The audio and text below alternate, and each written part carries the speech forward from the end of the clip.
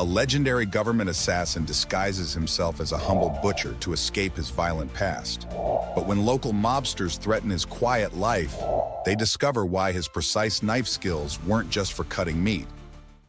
The bell above the door chimed softly as three men in expensive suits entered the modest butcher shop. Their polished shoes clicked against the worn tile floor, a sharp contrast to the rustic interior with its aged wooden counters and carefully arranged meat displays. The leader, a man with salt and pepper hair and a practiced smile, tapped his ring-adorned fingers on the glass counter. "I'd like to speak with the owner," he announced, his voice carrying the false warmth of a snake charmer. The shop fell silent, save for the gentle hum of the refrigeration units. From behind the heavy plastic curtain that separated the shop floor from the preparation area, a figure emerged. The butcher, a man of medium build with calculating eyes, wiped his hands methodically on his white apron. His movements were deliberate, almost graceful, unusual for someone in his profession. "We have a proposition for you," the suited man continued, maintaining his artificial smile. "Protection, in exchange for a weekly contribution, simple business arrangement." The butcher remained silent, his face an unreadable mask as he continued cleaning his hands. His eyes, however, took in every detail.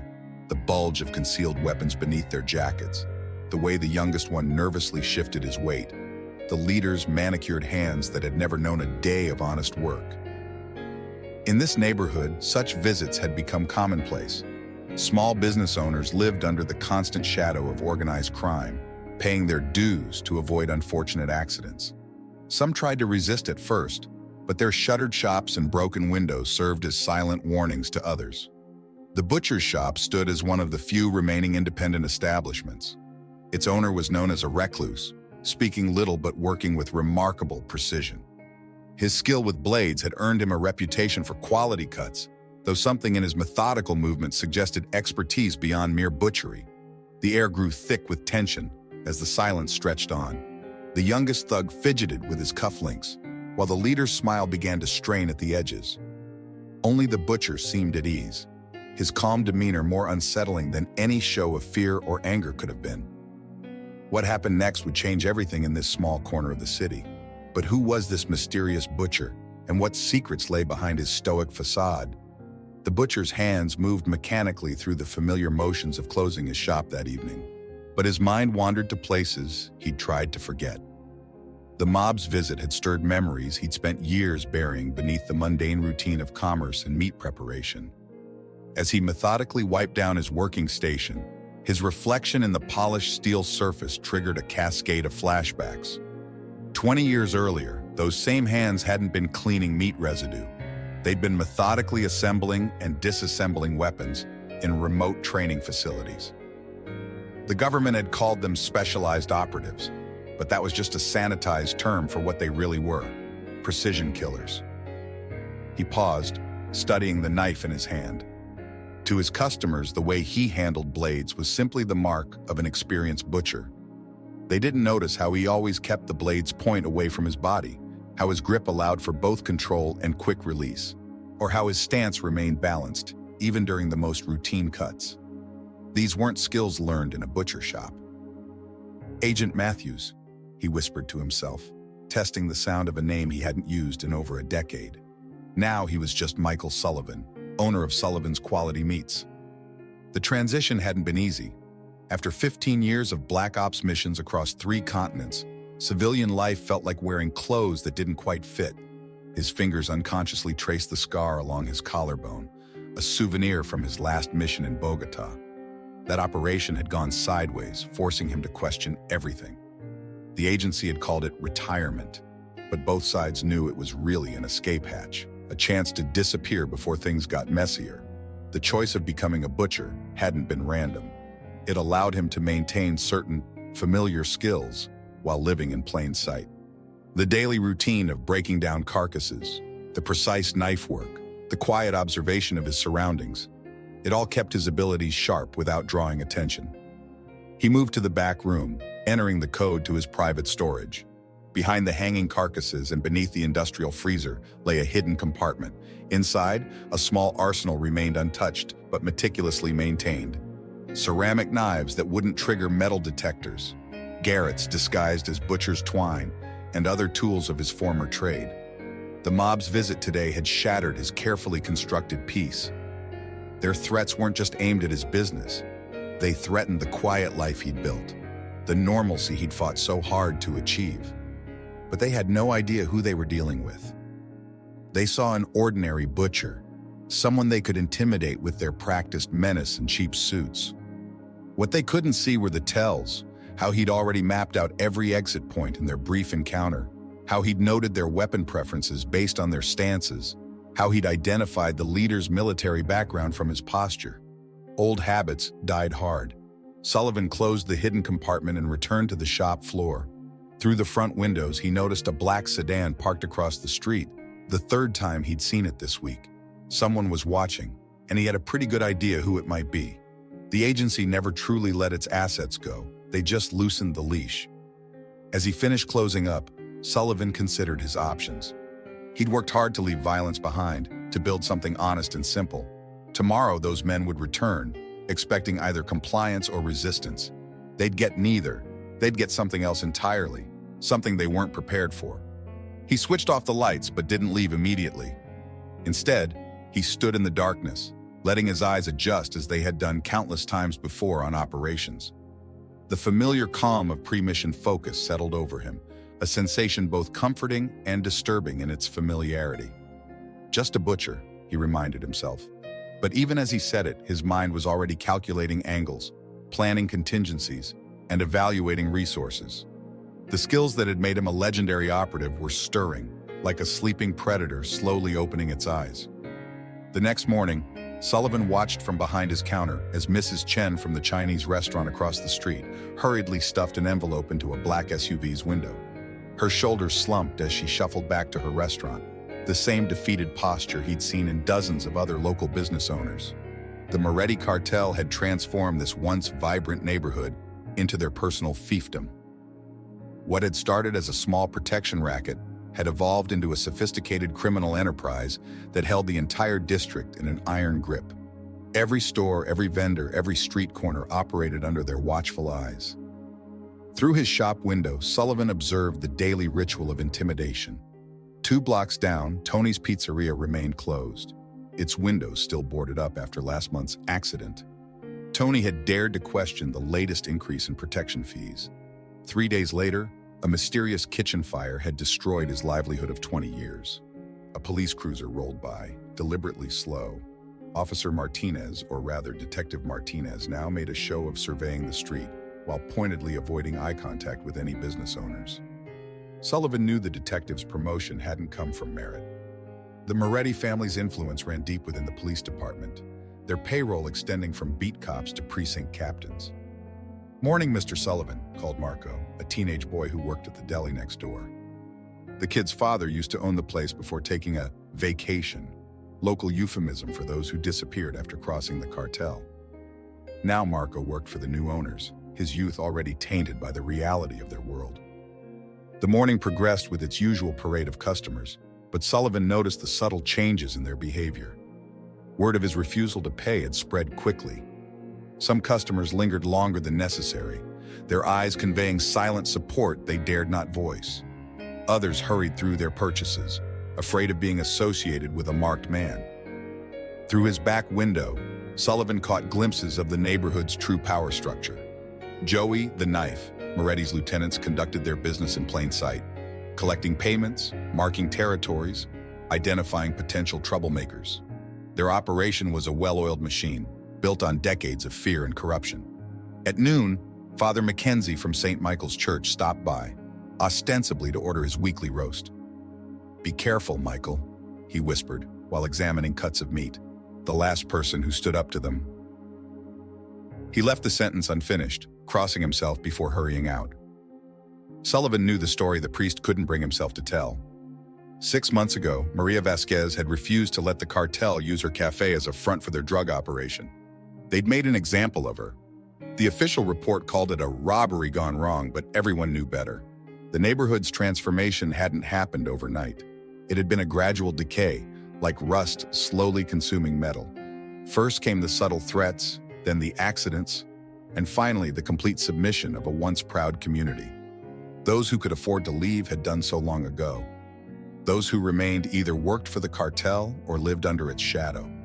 As the day wore on, Sullivan noticed more unfamiliar faces passing by his shop, cartel soldiers taking measure of their newest challenge. They were building a profile, assessing his weaknesses, planning their approach. It was exactly what he would have done in their position, though their surveillance techniques lacked the finesse he'd been trained to expect. From his vantage point behind the counter, Sullivan could see all the pieces of this corrupt ecosystem: the enforcers, the collaborators, the victims, and the silent observers. He'd chosen this neighborhood precisely because it was unremarkable, a perfect place to disappear. Now, ironically, his desire to remain invisible had placed him center stage in a drama he'd spent years avoiding. The black sedan from the previous night reappeared, parking in a different spot but maintaining its vigilance. Two worlds were converging around his small shop, his past life and the cartel's present reign. Soon they would collide, and the carefully maintained balance of power in the neighborhood would shatter. The mafiosos returned precisely at closing time, just as Sullivan predicted they would. This time, there were 5 of them. The leader, whom Sullivan had identified through local chatter as Vincent Moretti, Joey's younger brother, strutted in with the confidence of someone who had never faced real resistance. "Have you reconsidered our generous offer?" Vincent's voice carried the practiced charm of a seasoned extortionist. Behind him, his men spread out in a practiced formation that might have intimidated someone with less tactical experience. Sullivan continued wrapping a customer's order, his movements unhurried. "No, thank you," he replied, his voice as neutral as if declining a dinner invitation. The elderly woman collecting her purchase hurried out, clutching her package like a shield. Vincent's smile tightened. "Perhaps I wasn't clear yesterday." He placed both hands on the counter, leaning forward. "This isn't actually an offer. It's a requirement for doing business in our neighborhood." Sullivan finally looked up, meeting Vincent's gaze. For a brief moment, something passed between them, a silent recognition that made Vincent blink first. In that fraction of a second, Sullivan had already noted the poor trigger discipline of the youngest thug, the way the tallest one favored his right leg, and how the one by the door kept touching his concealed shoulder holster. "I understand perfectly," Sullivan replied, wiping his hands on his apron. "The answer remains the same." One of the thugs, the one with a poorly concealed ankle holster, stepped forward, cracking his knuckles. "Boss, let me show this guy what happens to—" "Come back tomorrow," Sullivan interrupted, his voice carrying an authority that made everyone pause. "We'll have fresh meat." The statement hung in the air, its double meaning not lost on Vincent, whose practiced smile faltered slightly. For the first time, uncertainty crept into his expression. Sullivan's calm wasn't that of a scared shopkeeper. It was the tranquility of a predator. Vincent recovered quickly, though. "You know, it would be a shame if something happened to this nice shop of yours. Meat spoils so easily when the power goes out. Equipment breaks, accidents happen." "They do," Sullivan agreed, beginning to clean his working station. "Frequently." The youngest thug, eager to prove himself, grabbed a hanging rack of specialty sausages and yanked it down. The crash echoed through the shop, but Sullivan didn't flinch. He simply observed the fallen merchandise with mild interest, as if noting the weather. "That's just a sample," Vincent said, his voice hardening. "Tomorrow You'll what?" Sullivan asked softly, looking up from his cleaning. Something in his tone made Vincent step back involuntarily. "You'll return with more men? Break more things? Make more threats?" The temperature in the room seemed to drop several degrees. Sullivan hadn't moved, hadn't raised his voice, hadn't made any threatening gestures, yet something had changed. The air felt charged, like the moment before a lightning strike. "Just remember," Vincent managed, trying to maintain his authority, "you chose this." Sullivan picked up a cleaver and began wiping it methodically. "I did choose this," he agreed. "Did you?" The youngest thug reached for his weapon, but Vincent grabbed his arm. Something in Sullivan's demeanor had triggered his survival instinct, the part of him that recognized a superior predator. "Tomorrow," Vincent announced, backing toward the door. "Your last chance." Sullivan watched them leave, noting how their practiced formation had dissolved into an almost hurried retreat. Through the window, he observed their discussion outside, Vincent gesturing animatedly, clearly disturbed by the encounter. Once they were gone, Sullivan moved to the fallen rack of sausages. As he picked them up, he allowed himself a small smile. They would indeed return tomorrow, probably with more men and weapons. They would expect to find a frightened butcher, perhaps one who had come to his senses overnight. Instead, they would find something else entirely. He reached for his phone and dialed a number he hadn't used in years. After 3 rings, a familiar voice answered. "The weather's getting rough," Sullivan said, using a code phrase that felt foreign on his tongue after so long. "I know," the voice replied. "I've been watching. Need an umbrella?" Sullivan glanced at the black sedan still parked across the street. "Not yet, but stay close." He hung up and returned to cleaning his shop. Tomorrow would come soon enough, and with it, violence he had hoped to leave behind. But as he methodically prepared for the coming storm, he realized that perhaps he hadn't been hiding from his past all these years. He'd been waiting for it to find him. Dawn hadn't yet broken when the first brick came crashing through Sullivan's front window. The sound of shattering glass echoed through the empty shop, followed by the dull thud of a Molotov cocktail that mercifully failed to ignite. Amateur work. Sullivan watched from the shadows of his back room, noting the 3 figures in hoodies scrambling away. Not Moretti's usual men. These were local thugs hired for deniable intimidation. He'd expected this. The escalation would be gradual, building towards something bigger. Throughout the morning, he methodically cleaned up the mess while maintaining his regular opening hours. Customers trickled in nervously, their eyes darting between the boarded-up window and his impassive face. By noon, 4 different people had accidentally dropped envelopes containing enough cash to cover his protection payments. He returned each one. From his counter, Sullivan noticed increased activity across the street. The black sedan remained, but now it had company. A gray SUV with tinted windows had joined the surveillance.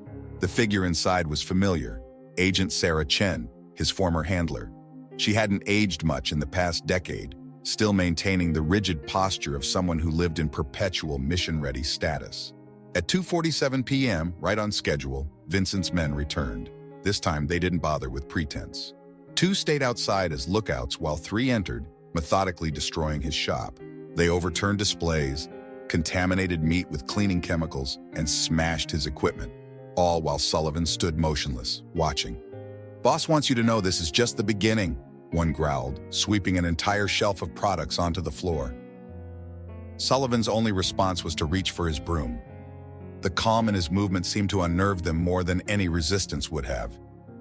They left quickly, their destruction feeling somehow hollow in the face of his stoic acceptance. As he cleaned up for the second time that day, Sullivan's trained eye caught subtle movements outside.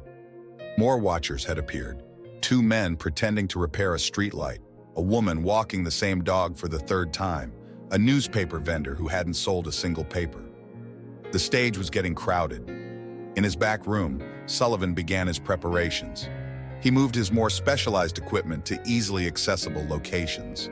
Ceramic knives were distributed strategically around the shop, disguised among regular cutlery. He adjusted the angles of his security mirrors to cover blind spots and repositioned certain display cases to create choke points.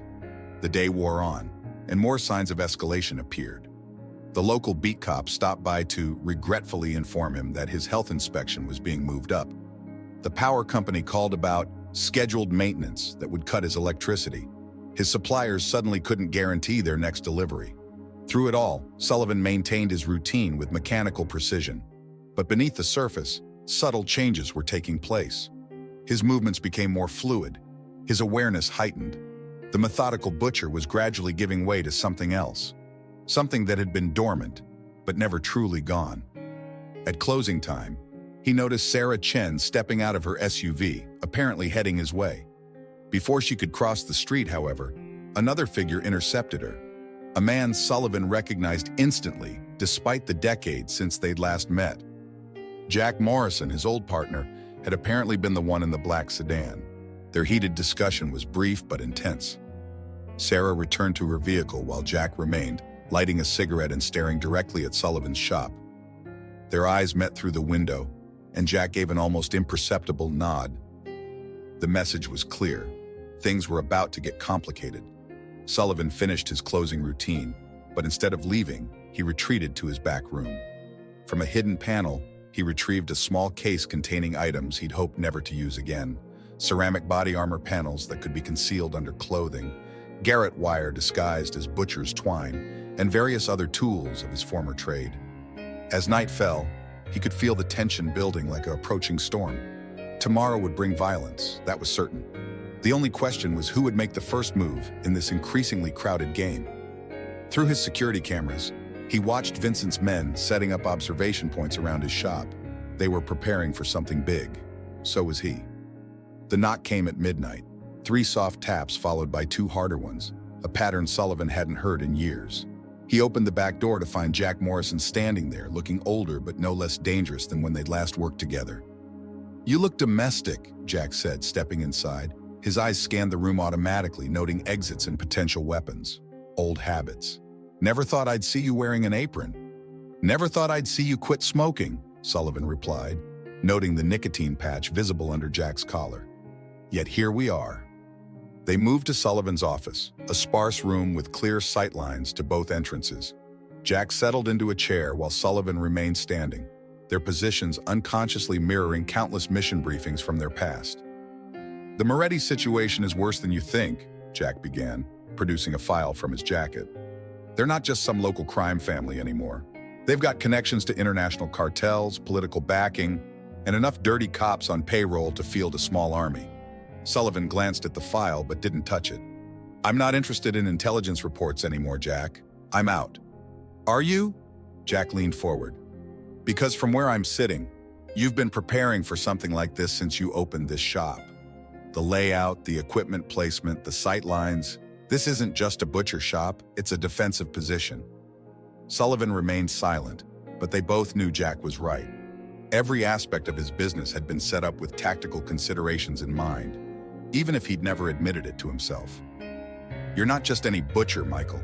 You're the guy they used to call the surgeon, the one they sent in when they needed precision, when collateral damage wasn't an option. That's why I've been watching you. That's why Sarah's been watching you. We knew someday someone would push you too far." "I left that life behind," Sullivan said, but his voice lacked conviction. "Did you? Or did you just store it away, like those weapons you've got hidden throughout this place?" Jack stood up, moving to the window. "The Morettis are planning something big tomorrow. They've called in people from other territories. Professional hitters, not just local muscle." Sullivan processed this information, his mind automatically calculating odds and angles. "How many?" "At least 12, possibly more. They're treating this like a military operation." Jack turned back to face him. "You need help, Michael. You're good. The best I've ever worked with. But even you can't handle those odds alone." "I work alone now. That's the point of being out." Jack laughed, but there was no humor in it. "You really think you're out? Look around you. You've built yourself a fortress disguised as a shop. You maintain your skills daily under the guise of butchery. You've been waiting for this, whether you admit it or not." Sullivan moved to his cutting board, running his fingers along its edge. "What's the agency's interest in this?" "Officially, none. Unofficially, the Morettis have become a liability. Their connections make them untouchable through legal channels. If something were to happen to their leadership, something untraceable, you want me to do your dirty work. I want to help you survive what's coming, and maybe, if certain problems resolve themselves in the process, everyone wins." Jack pulled out a phone and placed it on the counter. "I've got a team standing by. Good people, discreet, one call, and you've got backup."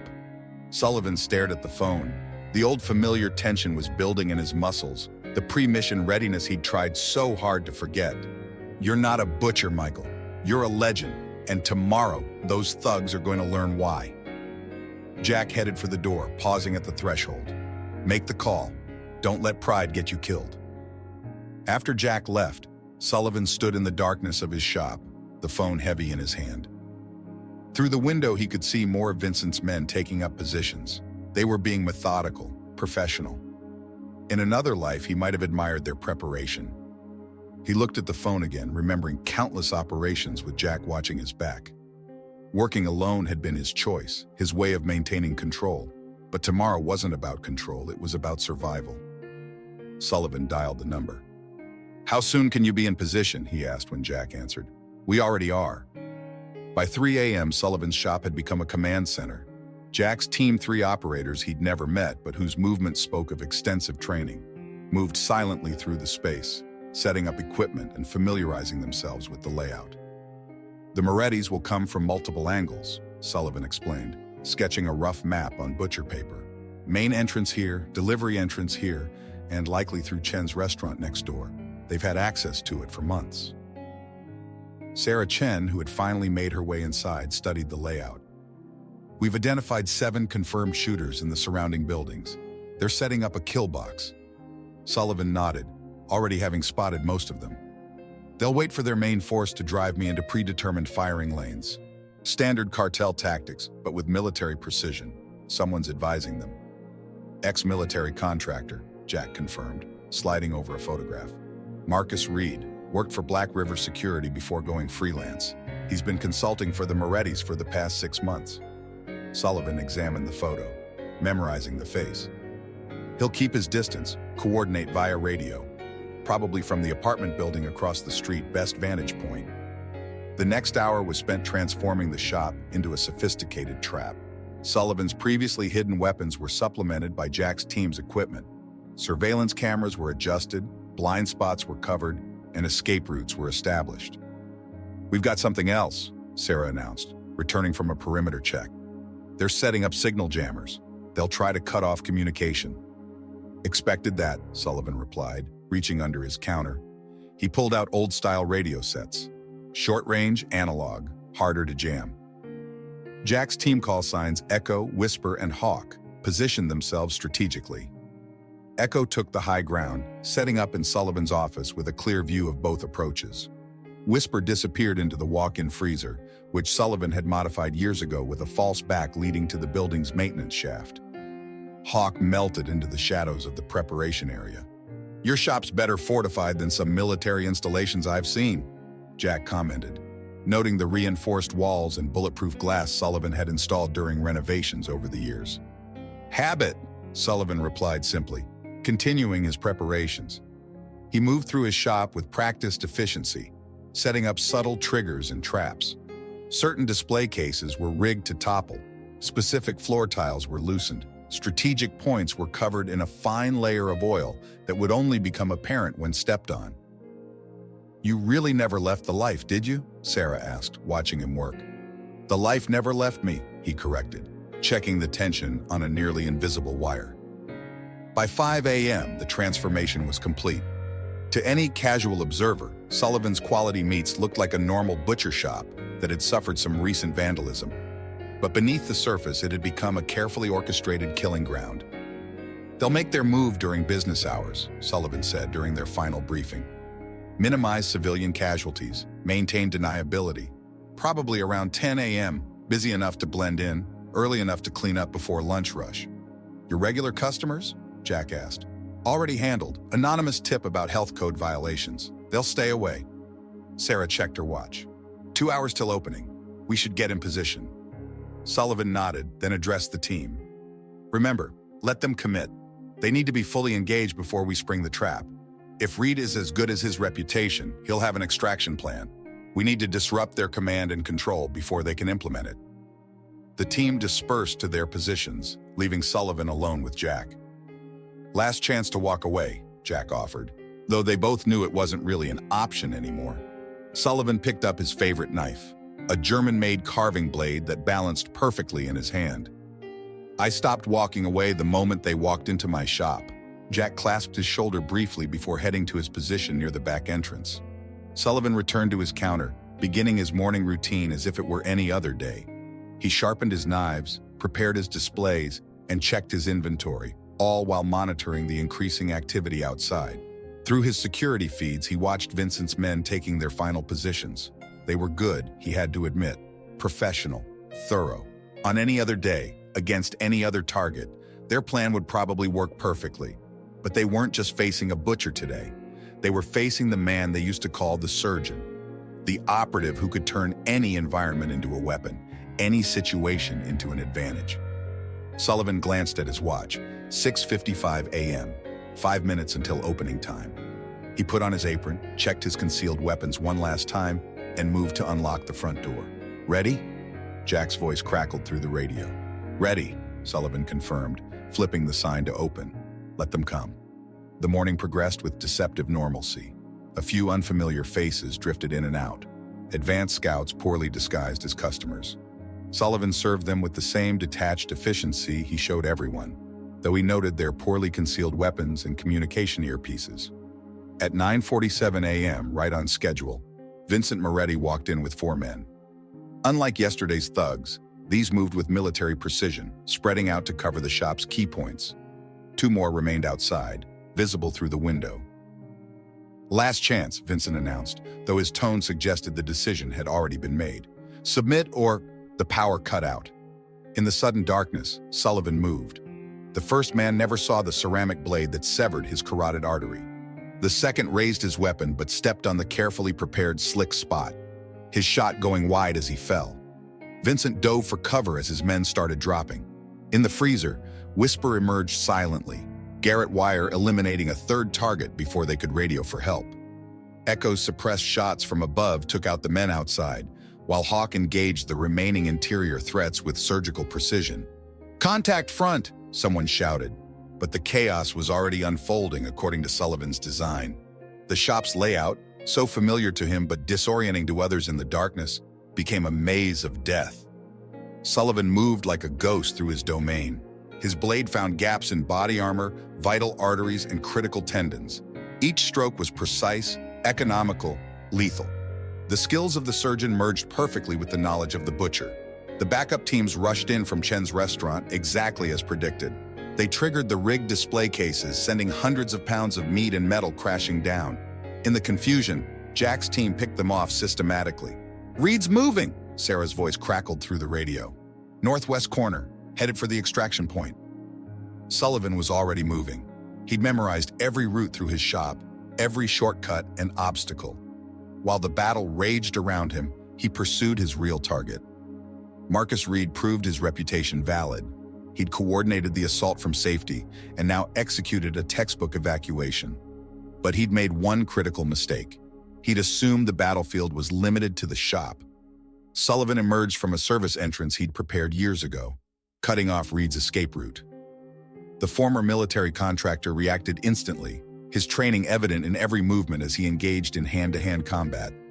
They fought in the narrow alley, a deadly dance of precise strikes and counters.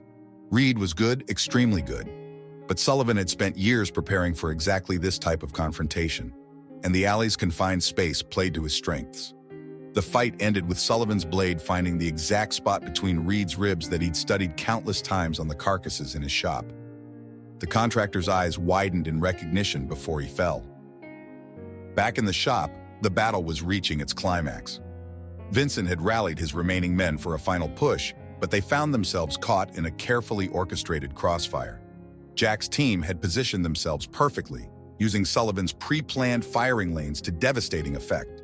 "It's over, Vincent," Sullivan called out, returning to the main area. "Your tactical advisor is dead. Your men are down. Surrender." "Who? What are you?" Vincent demanded, clutching a wound in his shoulder. Sullivan approached him with the same methodical calm he used when approaching a side of beef. "Just a butcher," he replied, before ending things with one precise strike. The aftermath was clinical, efficient. Jack's team moved through the shop, confirming kills and securing the scene. Sarah coordinated with her contacts to ensure the official investigation would go nowhere. Bodies were disposed of through channels Sullivan didn't ask about. 12 confirmed eliminations, Jack reported, plus Reed and Vincent. No civilian casualties. Clean. Sullivan surveyed his shop. Despite the violence that had occurred, there was surprisingly little visible damage. Most of the real carnage had happened in the darker corners, the hidden spaces he'd prepared so carefully. "The Moretti organization will collapse without Vincent and their key enforcers," Sarah added. "Our people will make sure of it." Sullivan nodded, already beginning to clean his blade. The familiar motion helped him transition back from the surgeon to the butcher.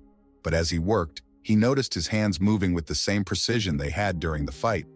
Perhaps there had never really been a difference between the two. "We'll need to maintain surveillance for a few days," Jack said. "Make sure there's no retaliation attempt." "I know," Sullivan replied, continuing his cleaning. "I'll be ready." The morning sun finally broke through the shop's windows, illuminating the scene. To any passerby, it might have looked like a normal day was beginning at Sullivan's Quality Meats. They wouldn't see the bodies being quietly removed through the back or notice the subtle signs of the battle that had just occurred. Sullivan hung up his now-cleaned apron and began preparing for the day's business.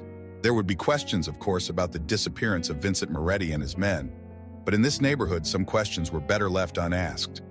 He picked up his phone to call his suppliers. After all, he had promised his customers there would be fresh meat today. As Sullivan's team finished cleaning the last traces of the morning's violence, a slow clapping echoed through the shop. From behind the meat locker's heavy door emerged a figure Sullivan hadn't seen in 15 years. Director Charles Hammond, his former boss at the agency. "Magnificent performance," Hammond said, his silver hair and tailored suit a stark contrast to the blood-stained floor. "Every bit the surgeon I remember, perhaps even better." Jack and Sarah immediately raised their weapons, but Sullivan remained still, his mind racing. Hammond's presence meant this wasn't just about the Morettis. "You orchestrated this," Sullivan said, the realization dawning. "The cartel's expansion into this neighborhood, Vincent's aggression, Reed's involvement, you manipulated all of it." Hammond smiled, the same paternal smile that had preceded countless dangerous missions. "We needed to verify you hadn't lost your edge. The Morettis provided a perfect opportunity. They needed elimination, and you needed motivation." "Sir," Sarah started, but Hammond silenced her with a gesture. "The agency never really retired you, Michael. We just put you in storage, like a valuable tool waiting for the right moment." Hammond moved closer, examining the precision of Sullivan's handiwork. "And now we need that tool again." Sullivan's grip tightened on his knife. "I'm out. Today doesn't change that." "But it does," Hammond countered, "because now everyone knows. The legendary surgeon isn't dead or retired. He's been hiding as a butcher. Every criminal organization, every intelligence agency, every player in the game will come looking. Your quiet life ended the moment Vincent Moretti walked through that door." The truth of Hammond's words hung heavy in the air. Sullivan had known, somewhere deep inside, that using his skills again would have consequences. "There's a situation developing in Eastern Europe," Hammond continued. "We need someone with your particular precision, someone who can make complicated problems disappear without leaving traces." "You son of a bitch," Jack growled, finally understanding. "You burned him out of retirement." Hammond shrugged. "The world's becoming messier, Jack. We need our best back in play. Sometimes the most effective way to recruit an asset is to eliminate all their alternatives." Sullivan looked around his shop, the business he'd built, the life he'd created.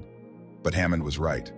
The moment he'd engaged the Morettis as the surgeon rather than just a butcher, he'd signed his own exile from normalcy.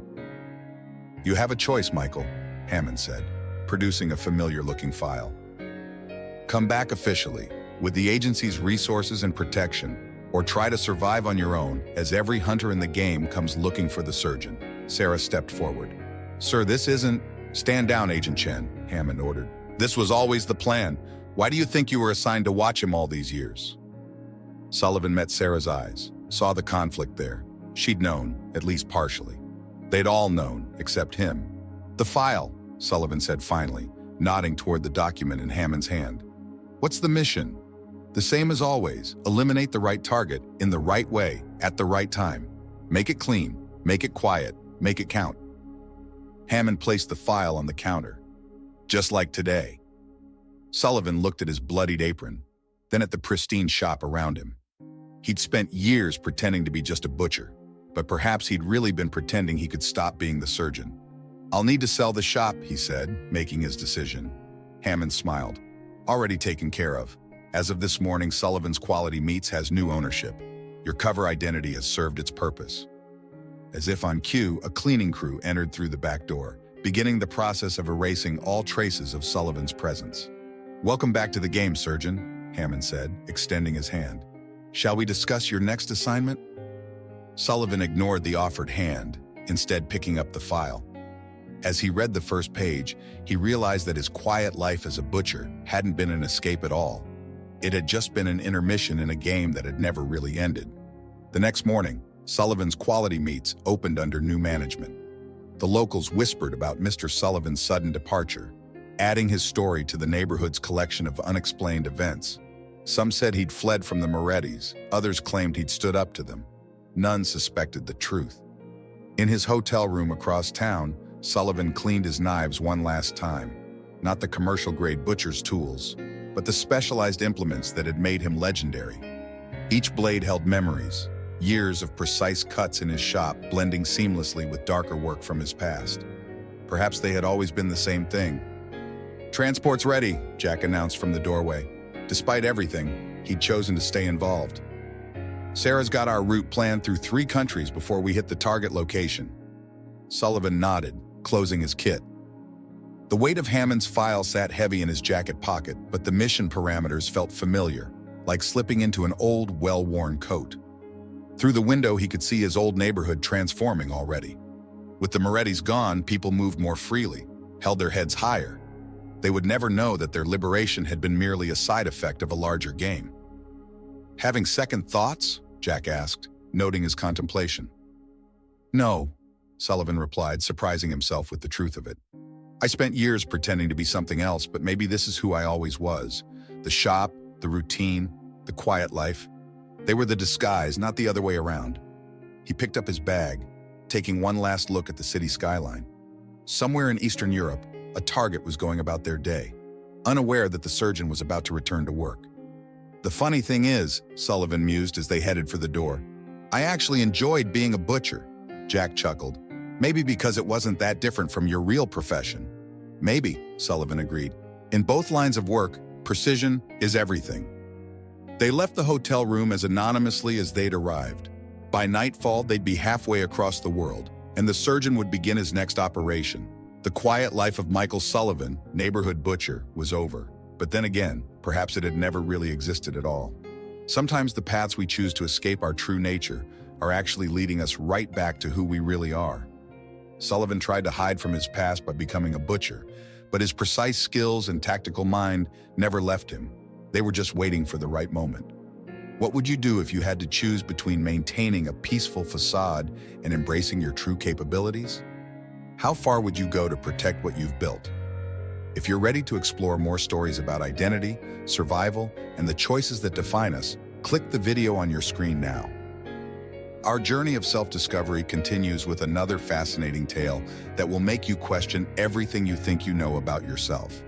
Don't forget to subscribe and hit that notification bell to join our community of storytellers and truth seekers. Remember, sometimes the person we're pretending to be is just a shadow of who we really are.